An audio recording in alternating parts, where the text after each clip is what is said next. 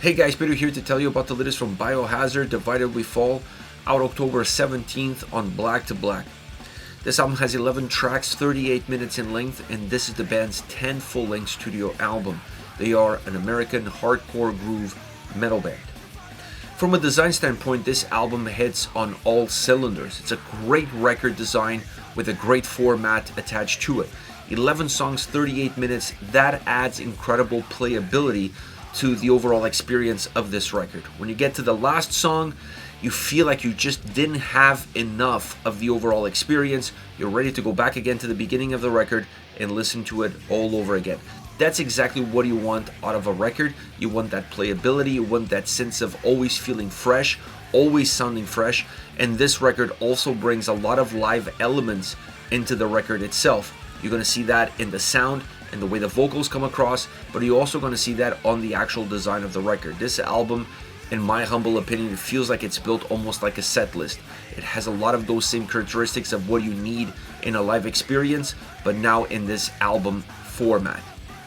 Once you get into the sound, I honestly really love this record from a soundscape standpoint. You never know when the band comes back after such a long hiatus with the original lineup. You just don't know exactly what you're going to get. Are they going to revisit some of their favorite older records on their discography and kind of like try to encapsulate what that sound was, what that experience was? I didn't get that experience on this album. I feel like the DNA of Biohazard is there. That's without a shadow of a doubt. This album doesn't sound like anything else than Biohazard. But it's also an album that doesn't necessarily have the fingerprint of a specific era or of a specific album. It has elements that you could see throughout the discography of the band present here, and just allowing them to really have a life of its own, and allowing this record to kind of have its own sound, to have its own presence without distorting what the DNA of the band is all about when it comes to the vocals and when it comes to the music behind it. So this album really lives off of the guitars first and foremost. I think this is a very guitar-centric, guitar-focused sounding album. Bobby's guitar playing on this record is phenomenal. Outstanding guitar work. I love those solos, the way he incorporates them in the track, really allowing you to feel this aggressiveness, this intensity coming out of the guitars that's also really well translated through the vocals in terms of what the lyrics capture. So this album has that kind of dynamic of sound, vocals, lyrics all coming together, and the overall guitar playing is off the charts on this record. It definitely is the one element that becomes the catalyst on every single track of the mood, of the drive, of the fluidity of the song. So that to me was the first thing that really stood out as that main ingredient. And it's really hard to place that sound within their discography because I feel like that's part of every single record of Biohazard. You always had that kind of Bobby sound and his own approach into guitar playing and what that adds to the overall Biohazard experience. And this record perhaps turns all of that into 11. That's the best way that I can describe how this album sounds. There's elements of Urban Discipline there. There's elements of State of the World Address. There's other elements there, but it really has this heavy fingerprint of Bobby and his style of guitar playing and his specific approach that really defines what the overall guitar sound on this record is all about. I also enjoyed the bass on this album. I thought the bass was masterful in terms of how it shows up on the tracks. Some songs giving it a little bit more predominance, specifically when you want to create a little bit more darkness behind the track, a little bit more street cred, if you will, to the sound. It really brings it back to the streets when you hear a little bit more of those bass licks. Those melodies, really cool. It changes the mood. It adds attitude into the music. It adds attitude into the songs. And I thought that was really well placed because it's not something that you're going to hear every single song. But there's definitely tracks on this record where they allowed the bass to kind of creep up a little bit more in the mix. And I think that's an important aspect because it's always been an aspect of Biohazard sound as well. And I like albums that offer this unbalanced bass approach because that adds so much character to the songs, and I think that's such an important aspect of Biohazard, is adding that individual character to the storytelling aspect that each and every single track brings to the table. As far as the drums, I really enjoyed the thick sound that they have. They add presence, they add volume, and they didn't have this thin out experience. The drums, for as big and as robust as they come across as, they still have a massive footprint. Normally on records that have that sort of drum sound, they seem to feel very compact, or it feels like almost like the drums are kind of stuck and they're not able to move, and when they move they thin out a little bit.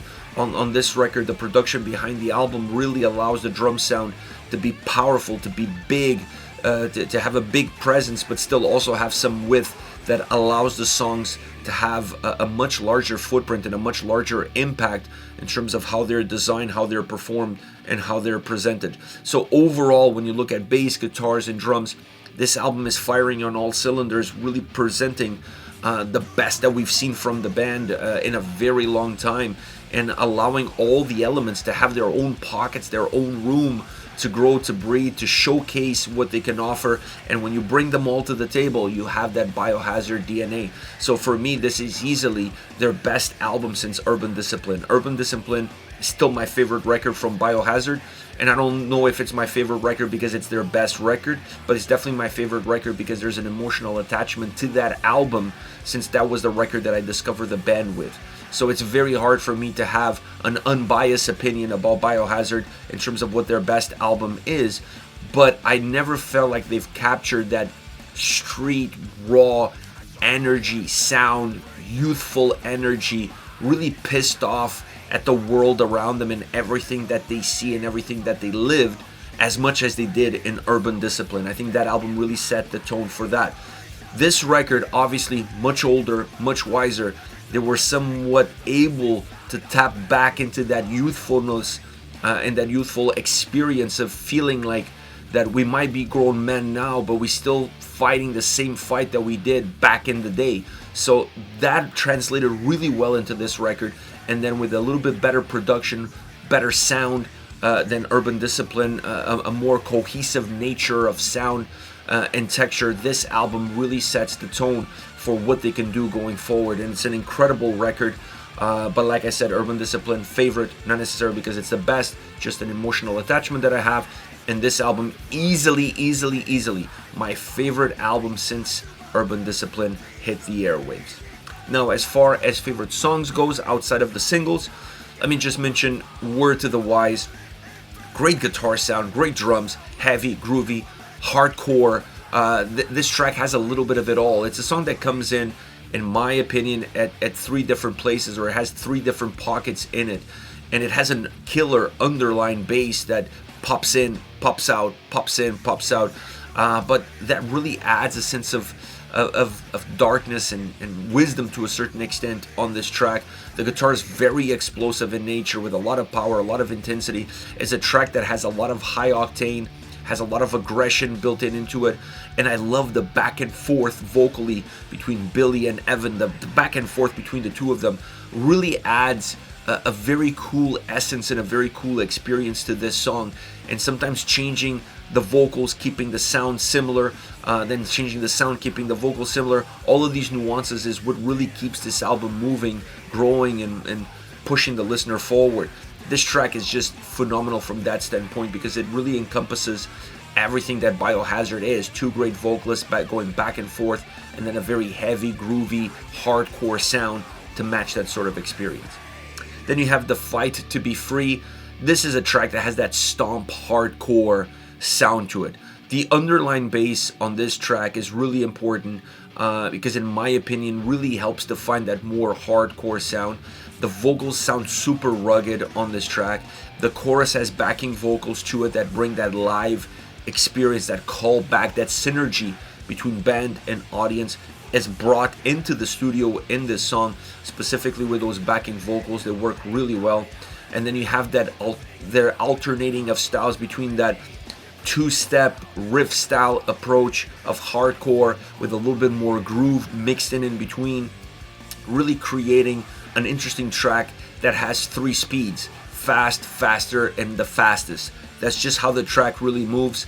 It's a track that always moves forward. It just changes how fast it moves forward. Last but definitely not least, War Inside Me.